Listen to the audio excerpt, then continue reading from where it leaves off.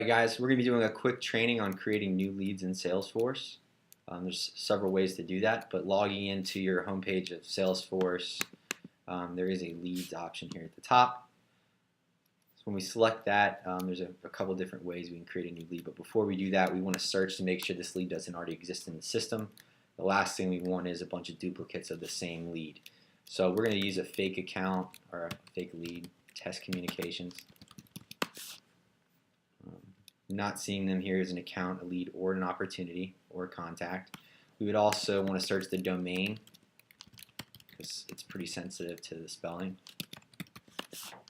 So no one's emails in the system. I'll finish with @testcommunications.com. We could also search their phone number or contact, first, last name. If nothing comes up from any of those search fields, we would want to go in and create a new lead. And there's two ways to do that here in the Leads tab. You can go to the Create New dropdown and go to Lead, or you can click New here, and it'll go through the same steps to create a new lead. When we do that, it brings up this blank screen. Now the red markings next to these field options are required fields, so you have to fill these out to be able to move on to the next page. So first you want to do test communications. We're going to say myself,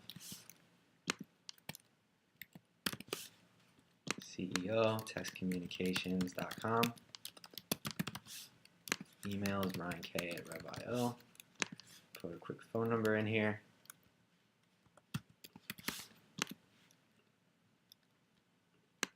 Contract end date refers to when their current vendor's contract end date is.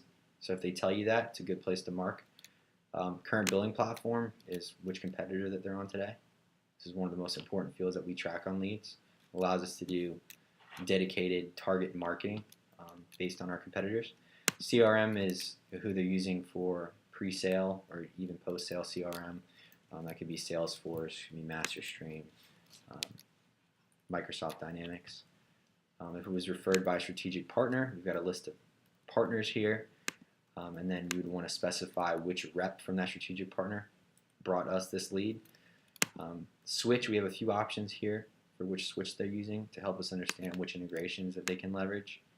Up here at the top, we have lead rank, which we break our leads into Tier 1, Tier 2, and Tier 3. Tier 1 being your top 20 leads, Tier 2 being your next 30 leads, and then Tier 3 being your bottom 50 leads.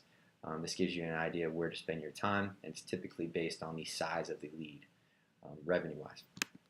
Industry, you can see we've got a drop down for that. Most of our leads are going to be communications or IoT.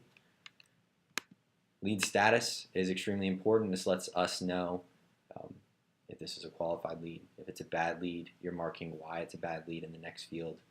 It's a potential partner. So some different options here for that. Lead source is how we receive this lead. So it could be through direct sales research. It could be from the requested demo form. It could be from a trade show. Very important that you're marking this. And if you do have a inbound lead, whether it's a requested demo or an inbound email, phone, chat, or other, the next field underneath of this lead source field is inbound lead source. And that just gives us an idea of where the lead came in from. So it's important just to capture that so that we can, use our marketing dollars to the biggest ROI. Great. So if this lead was created or influenced by an SDR, this is where you're going to tag them to make sure they get credit for this lead. We have strategic partner again. Kind of a duplicate, you can ignore that.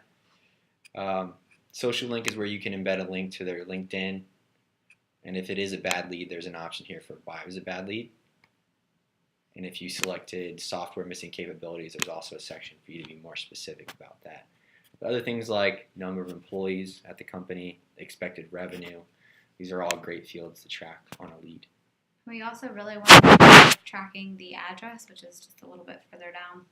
So if you have their mailing address, whether it's on their business card or on their website, it's really helpful information.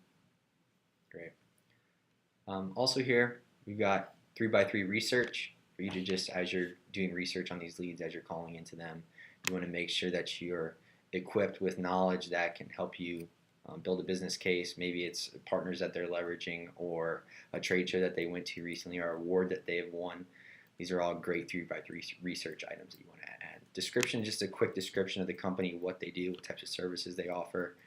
I like to add, the executive leadership team, so you know who you're reaching out to.